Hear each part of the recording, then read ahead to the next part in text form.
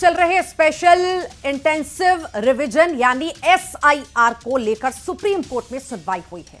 फिलहाल कोर्ट ने बिहार में वोटर लिस्ट रिवीजन जारी रखने को कहा है। कोर्ट में वोटर लिस्ट रिवीजन पर अगली सुनवाई 28 जुलाई को होगी। और सुप्रीम कोर्ट ने एसआईआर में आधार कार्ड को शामिल करने का सुझाव दिया। साथ ही कोर्ट ने कहा कि वोटर आईडी, राशन कार्ड को भी इसमें शामिल करने पर विचार होना चाहिए। सुनवाई के दौरान चुनाव आयोग के वकील ने कोर्ट से कहा कि अब तक उन्हें सभी याचिकाओं की कॉपी नहीं मिली है और इसीलिए पक्ष स्पष्ट रूप से रख पाना मुश्किल हो रहा है। वहीं याचिकाकर्ता के वकील ने सुप्रीम कोर्ट में दलील दी कि चुनाव आयोग की प्रक्रिया स्पष्ट और समान नहीं है। सुनवाई के दौरान जस्टिस धुलिया ने कहा है कि यदि 2003 में एसआईआर हो चुका है और अब आयोग के पास डेटा मौजूद है तो हो सकता है कि घर घर जाकर जानकारी जुटाना जरूरी ना हो।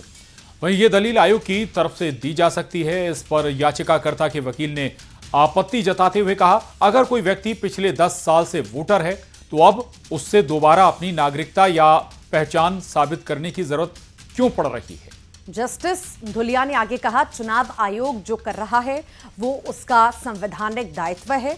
सवाल यह है कि क्या वोटर लिस्ट के रिवीजन की कोई समय सीमा कानून में तय की गई है। और फिर वकील ने स्पष्ट किया कि हम चुनाव आयोग की शक्तियों को चुनौती नहीं दे रहे हैं, बल्कि हम उसके तरीके और प्रक्रिया का विरोध कर रहे हैं। हम चाहते हैं कि ये काम पारदर्शी और नियमों के मुताबिक हो।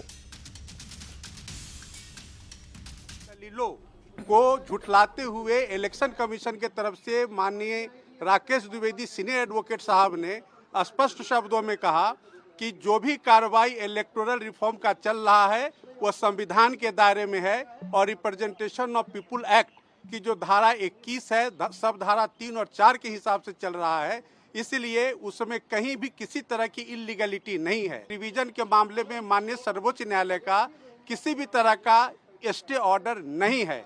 यानी और बात शशि थरूर की करेंगे, जिन्होंने कांग्रेस को फिर से नई मुश्किल में डाल दिया है। कांग्रेस सांसद शशि थरूर एक बार फिर से सुर्खियों में हैं और उन्होंने एक बार फिर कांग्रेस पर निशाना साधा है। आपातकाल पर शशि थरूर ने एक आर्टिकल लिखा जिसमें उन्होंने कांग्रेस को घेरा है। थरूर ने लिखा कि आज का भारत 1975 से अलग है।